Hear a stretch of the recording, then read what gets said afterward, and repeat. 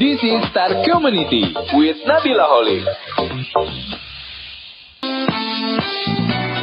Akhirnya sekarang udah bareng sama teman-teman komunitas dari Kakak Asuh Jakarta nih. Udah ada dua wanita cantik di depan gue.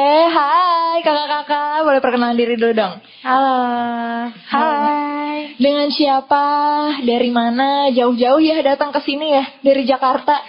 Iya benar banget. Dari kita sendiri itu dari teman-teman Humas Kakak Asuh Jakarta. Okay. Aku ada Tia namanya, sama partner aku di sini ada siapa? Aku Eja. Oke, aku berbicara dengan Tia dan Eja. Boleh diceritain dulu dong sedikit sebenarnya Kakak Asuh Jakarta ini apa sih dan terbentuknya tuh gimana? Apa dari kampus kah? Apa emang dari lingkungan sosial aja? Ceritain dong. Oke, kalau Kakak Asuh itu awalnya organisasi dari teman-teman rekan dari IPB. Oke. Iya, awalnya batch itu kita dari Bogor. Dan dari rekan-rekan Bogor kita udah bercabang nih Kak, dari terbagi jadi kurang lebih ada 6-7 wilayah. Oh, 6-7 wilayah. Kurang lebih seperti itu. Oke, itu berarti se-Jabodetabek ya? Iya, Jabodetabek termasuk Semarang dan Jogja. Oke, Semarang dan Jogja juga? Iya. Dan sebenarnya kegiatannya ini kayak gimana sih Kak? Kan kakak asuh ya, berarti dia mengasuh apa mengajari atau gimana tuh? Iya, jadi Kakak Asuh ini organisasi yang melingkup dunia sosial dan pendidikan, terlebih dari rekan-rekan mahasiswa.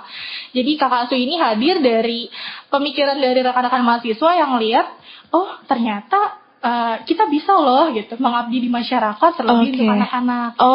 Gitu. Awal mulainya di Bogor dulu, kemudian bertambah di Jakarta, terus Bekasi, Depok.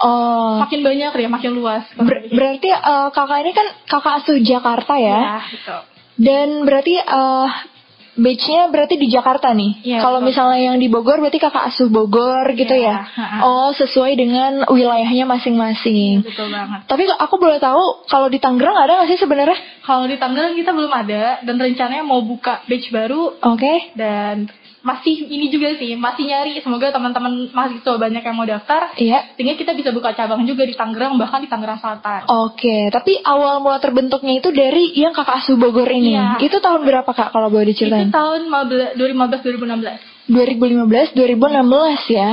Berarti sempat melalui pandemi juga tuh ya. Berarti pas pandemi ini kegiatan belajar dan mengajarnya juga sempat ketunda gitu. Iya, awalnya sempat ketunda tahun 2020 tahun kemarin. Dan kebetulan tahun itu aku awal pertama kali masuk. Oke. Dan setelah aku join, justru dengan kehadiran pandemi ini bikin kita semakin ada peluang untuk masuk gitu Kak. Karena kan anak-anak kan libur sekolah gitu. Iya, betul. Kita sebagai teman-teman mahasiswa bisa bantu ngajar di momen itu. Ternyata Kakak Asuh Jakarta itu adalah komunitas yang menaungi mahasiswa-mahasiswa ya yang ingin menyalurkan minat mengajarnya gitu ya. Betul. Dan ternyata base-nya bukan cuma di Jakarta, ada di 7 kota ya.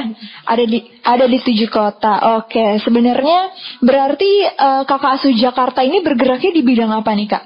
Oke, kalau kita ini basically bergerak di bidang sosial dan pendidikan. Oke. Ya, jadi bukan hanya ngajar aja, tapi kita juga bantu bina desa yang kita ajar. Oh, bina desa yang diajar itu berarti kayak semacam kayak KKN kali ya. Iya, kalau misalnya kayak gitu. Kegiatan mahasiswanya tuh KKN gitu ya. Cuman ini tuh komunitas yang emang yang mau-mau aja gitu ya. Betul banget. Ini volunteer Kak. Oh, volunteer. Ya, volunteer. Oke. Tapi kalau misalnya volunteer gini berarti kan kayak ada keuntungan-keuntungan yang akan didapetin sama si volunteer-volunteer ini dong. Sebenarnya apa sih kalau misalnya gue mau masuk nih Kakak Asuh Jakarta, keuntungan yang akan gue dapetin nih apa? Oke, kalau untuk ini sebetulnya kita volunteer unpaid. Oke. Iya, jadi nggak berbayar, jadi masuknya sukarelawan. Tapi karena kita ada sertifikat dan juga karena lembaga kita ini udah resmi ya, gitu, udah ada lembaga hukumnya, jadi bisa kepake lah gitu. Dan juga pengalamannya ini bisa kenal bareng teman-teman universitas lain dari negeri maupun swasta gitu. Jadi bener-bener kayak relasi banget nih gitu. Iya, betul. Dari semua jurusan hukum, kedokteran itu ada kayak gitu. Oke. Rata-rata yang berminat untuk masuk Kakak Asuh Jakarta ini itu di semester berapa sih kalau boleh tahu? Kalau rata-rata yang masuk ini semester 4 sampai ke atas, sampai semester akhir. Tapi untuk mahasiswa baru pun ada, tapi karena kita butuhnya yang benar-benar mahasiswa yang memang terlebih punya pengalaman gitu ya, yang bisa ngebina masyarakat, yang bisa bina anak-anak gitu. Jadi rata-rata pendaftar itu ya udah semester 2 gitu, tergenap lah gitu. Kayak pas lagi masa-masa mereka magang gitu kali ya. Oke.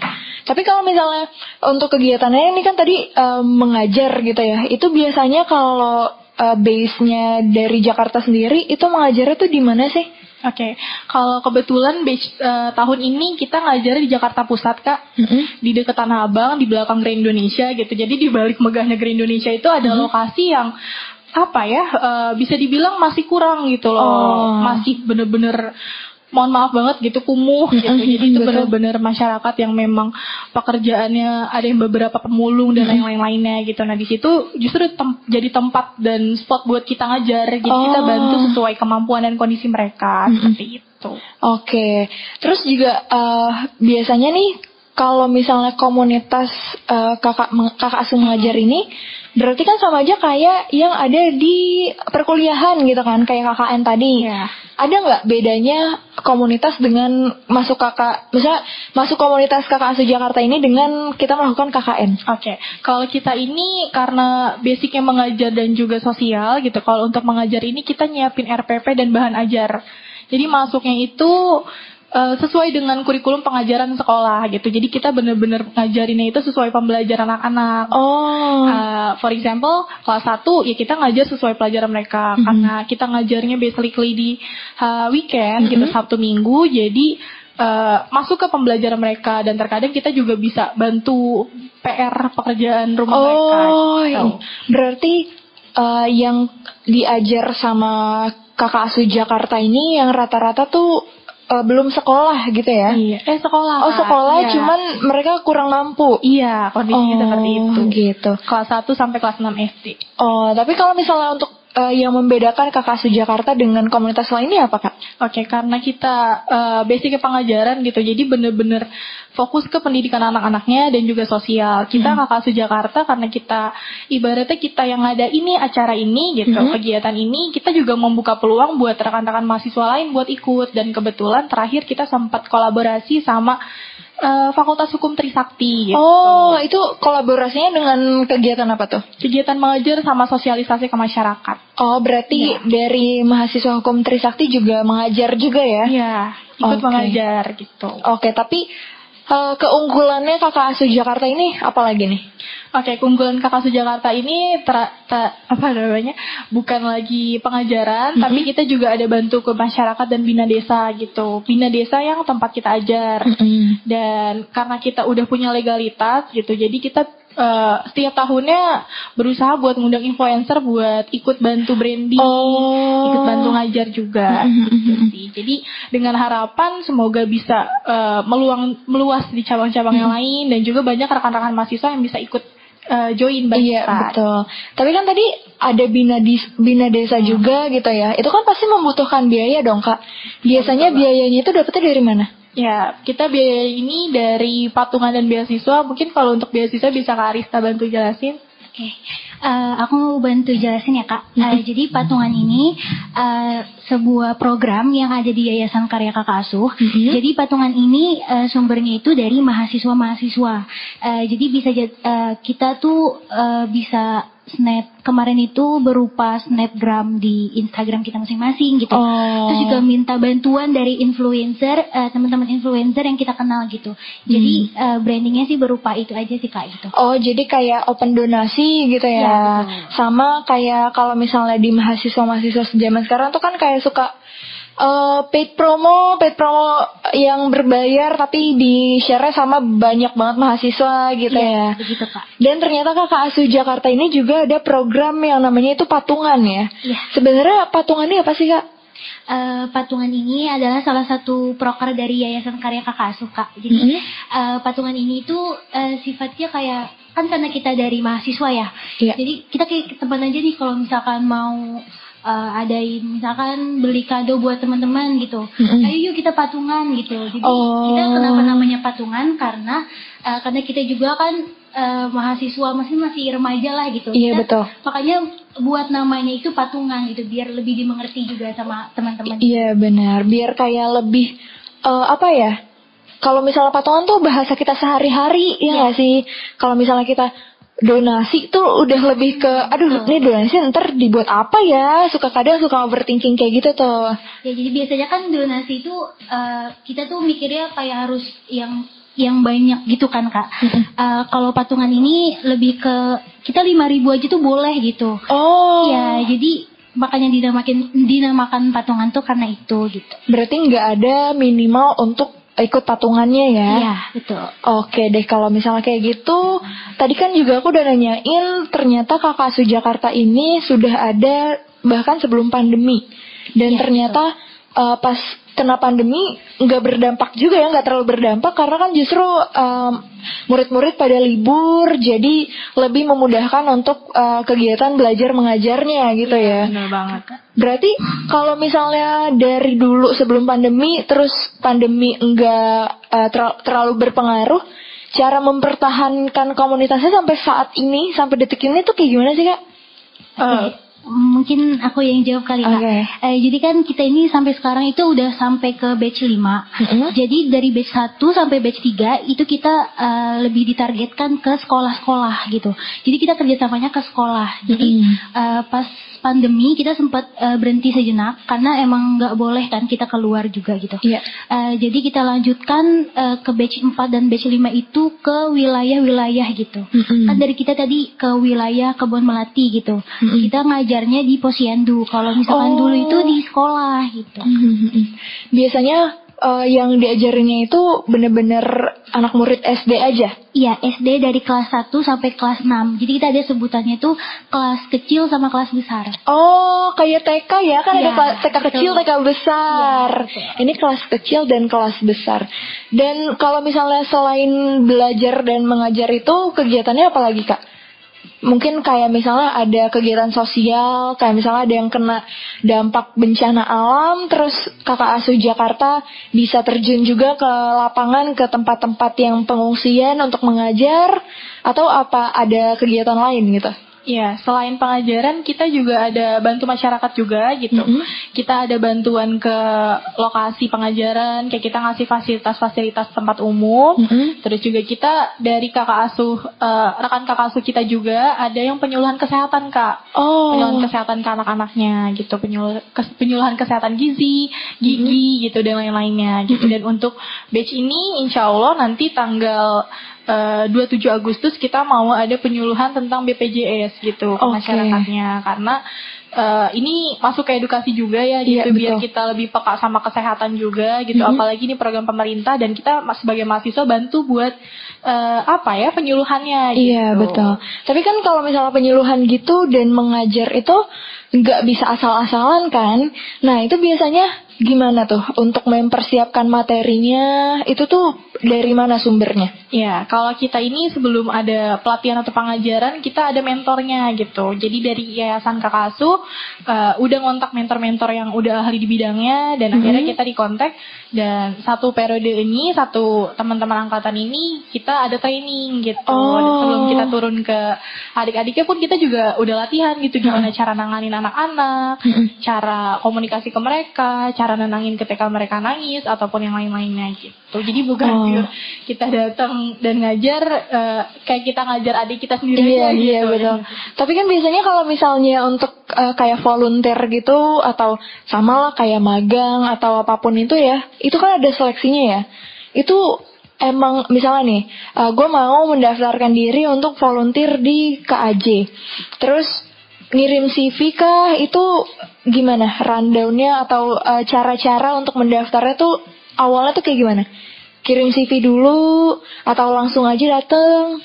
Iya, kita pendaftaran ini terbuka luas untuk rekan-rekan mahasiswa, dan persyaratan pertama ini hanya CV gitu, dan tujuan dan niat rekan-rekan untuk mendaftar di Kakak Asuh Jakarta. Setelah itu kita seleksi juga gitu, kita lihat dari niat teman-teman, kemampuan teman-teman bagaimana, supaya nanti kita ketika udah menjalankan ternyata rekan-rekan nggak bisa bantu gitu. Jadi kita benar-benar selektif dan juga mencari yang terbaik lah. Setelah itu kita ada seleksi kedua, yaitu seleksi wawancara. Setelah dari wawancara dan mempertimbangkan pertimbangan 1, 2 dan lain-lainnya, akhirnya rekan-rekan keterima dan kita menjalankan dalam 1 periode. Oh, oke. Berarti tata caranya itu ngirim CV dulu, terus diseleksi, terus kalau lolos ada tahap keduanya nih wawancara. Kalau lolos lagi baru di training gitu ya. Betul bang. Oke, dan kalau misalnya boleh tahu, itu mentornya sendiri itu emang kayak berpengalaman di bidang mengajarkah, atau mungkin tadi kan yang disebut influencer bisa mengajar juga. Itu mentornya sendiri dari mana nih Kak? Ya, influencer kita ini rata-rata yang udah bener-bener ahli bidangnya, psikologi pernah, dosen pun pernah, jadi bener-bener yang sesuai untuk komunikasi dan penyuluhan ke anak-anak. Oke. Gitu. Kalau misalnya aku nih mau ikutan, pengen deh ngajar tentang public speaking misalnya kayak gitu, bisa nggak sih? Bisa banget, karena kita juga ada pelatihan public speaking juga gitu. Oh, ada ya? Ada. Oh, terus kalau untuk Kakak Asuh Jakarta berarti tadi dari tahun 2018 sekarang udah sekitar 4 tahunan ya? Iya, 4 tahun. 4 tahun, itu achievement apa nih yang udah didapat selama 4 tahun ini? Kalau boleh tahu. Achievement buat kakak asuhnya gitu kan? Iya. Mungkin yang tadi dibilang sudah terdaftarkah, atau mungkin kakak asuh sudah mendapatkan penghargaan apa gitu? Jadi kan kita tuh pertama kali dibentuk, tepatnya itu tanggal 18 April 2018. Ya. Itu masih berupa komunitas Kak, komunitas kakak asuh. Nah, pada tanggal 10 Februari 2020 itu kita udah jadi yayasan, namanya itu Yayasan Karya Kakak Asuh. Oh, berarti sekarang sudah yayasan ya? Hukum, iya. Oh, berarti kalau misalnya kayak mahasiswa yang harus wajib magang untuk masuk ke kakak asuh juga itu udah kayak bagian dari magang gak sih? Apa beda? Mungkin kalau misalkan di CV itu maksudnya ke volunteer atau organisasi experience aja ya. Oke, terus kalau misalnya untuk planning nih ke depannya kakak asuh mau ada planning apa, atau mungkin mau ngadain acara yang ngundang-ngundang aku, boleh loh Kak kalau misalnya mau undang aku ke sana. Boleh banget, bisa. Boleh banget. Iya. Boleh diceritain dong planning ke depannya kakak asuh Jakarta nih mau bikin apa? Mungkin proker yang sedang akan dijalankan nanti di kakak asuh itu namanya stand Kak. Stand itu kita berupa ngajar dan kita bisa berwisata juga. Berwisata tuh gimana maksudnya? Jadi kita tahun ini akan mengadakan stand di Kepulauan Seribu. Oke. Jadi kita mengajar sambil berwisata gitu. Oh, Kepulauan Seribu tuh tepatnya di mana? Soalnya kemarin aku ke Kepulauan Seribu. Kepulauan Seribu. Oh enggak, kemarin aku ke Ujung Kulon, hampir-hampir mirip tuh pulaunya. Iya, kalau Kepulauan Seribu tuh berarti di pulaunya kah apa? Iya, jadi kita ke 3 pulau. Salah satunya itu ada Pulau Dolphin juga. Oh, Pulau Dolphin juga. Berarti mengajar yang ada di kepulauan-kepulauan itu ya? Iya, betul Kak. Oke, kalau misalnya untuk tadi kan sempat di-mention juga ada patungan. Gimana sih cara ikut patungannya? Oke, mungkin kalau ikut patungan itu kakak-kakak bisa lihat kalau misalkan di website ada di patungan.kakakasuh.org atau enggak di IG kakakasuh di @kakakasuh atau di IG kakakasuh Jakarta @ka-jakarta gitu, atau di 7 daerah lainnya gitu. Oke, kalau untuk gabung sendiri jadi volunteer ke kakak asuh Jakarta nih, atau mungkin teman Tangerang mau ada yang bikin bikin di Tangerang jadi kakak asuh Tangerang gitu, itu gimana caranya? Kalau itu mungkin kebijakan dari yayasannya ya Kak gitu, apakah nanti akan dibuat gitu, karena kita setiap buat daerah lain itu kita membutuhkan minimal orang ya? Iya, minimal 1 orang dulu untuk bergabung di kakakasuh Tangerang. Oh, kalau untuk masuk ke join kakakasuh Jakartanya gimana? Oke. Buat join kakakasuhnya itu kakak bisa pantauin terus aja di Instagram kakakasuh, karena semua info tentang kelanjutan batch dan pendaftaran volunteer itu adanya di Instagram @kakakasuh. @kakakasuh Jakarta. @kakakasuh aja. Kakakasuh aja. Oke, kalau misalnya untuk teman-teman Tangerang nih, mungkin ada motivasi nih terakhir, motivasi ke teman Tangerang yang buat yang kayak belum tergerak hatinya untuk mengajar ke daerah-daerah terpencil gitu, atau mungkin yang buat teman Tangerang yang mau bergabung gitu, ada nggak sih Kak pesan-pesannya? Oke, buat teman-teman Tangerang jangan kelewatan waktunya buat ikut organisasi ini, karena ini momen emas banget buat kita-kita buat belajar, buat sosialisasi, segala aspek yang bakal kita pakai untuk dunia kerja pun ada di sini gitu.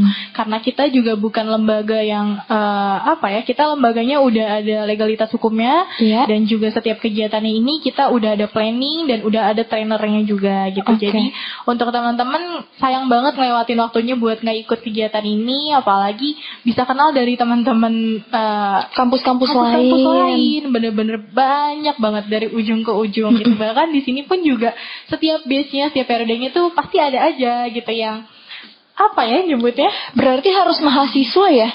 Iya. Kalau misalnya masih SMA gitu belum boleh? Boleh, tapi di yayasannya gitu Kak. Oh, di yayasannya.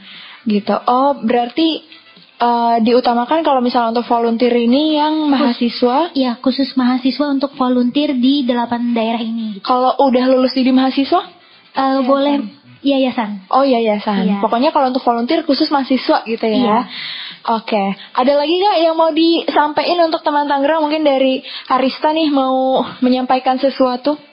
Mungkin buat teman-teman yang belum bergabung di Kakak Asuh, bisa pantauin terus IG @kakakasuh, atau mau yang bagi teman-teman yang dengerin Star Radio, bisa ikut patungan nih di patungan.kakakasuh.org atau di Instagram Kakak Asuh itu udah ada gitu di linknya di situ untuk patungan. Biasanya kalau untuk open volunteer sendiri itu di bulan-bulan apa tuh tiap tahunnya? Biasanya di bulan September atau Oktober. Oh, berarti sekarang Agustus. Berarti bulan depan nih udah mulai nyari batch selanjutnya ya. Nah, Semoga teman Tangerang banyak yang berminat juga sampai akhirnya tuh diadain Kakak Asuh Tangerang ya. Amin. Nih ya, jujur sebelum ikutan magang gitu-gitu tuh aku nyari-nyari juga nih gimana sih caranya untuk volunteer buat ngajar-ngajar ke adik-adik yang kurang mampu dan daerah-daerah yang kita tuh bahkan nggak tahu gitu loh ada daerah itu. Dan ternyata sekarang aku baru tahu ada Kakak Asuh Jakarta yang kita tuh dari Tangerang juga mungkin bisa joinnya ke Kakak Asuh Jakarta dulu kali ya, karena di Tangerang belum ada. Oke deh, kalau gitu terima kasih banyak ya. Ada Eja dan Arista di sini, ada Tia juga. Terima kasih banyak hari ini sudah mau ngobrol-ngobrol dan berbagi ilmu, berbagi pengalamannya di Starvaganza hari ini. Terima kasih ya. Terima kasih Kak. Star Radio 5G, keep Tangerang happy and proud. Terima kasih teman Tangerang udah nontonin podcast Starvaganza bareng sama komunitas. Jangan lupa kita bakalan upload setiap minggunya podcast bareng sama komunitas. Siapa tahu komunitas kamu berikutnya. Sampai jumpa di podcast Starvaganza berikutnya.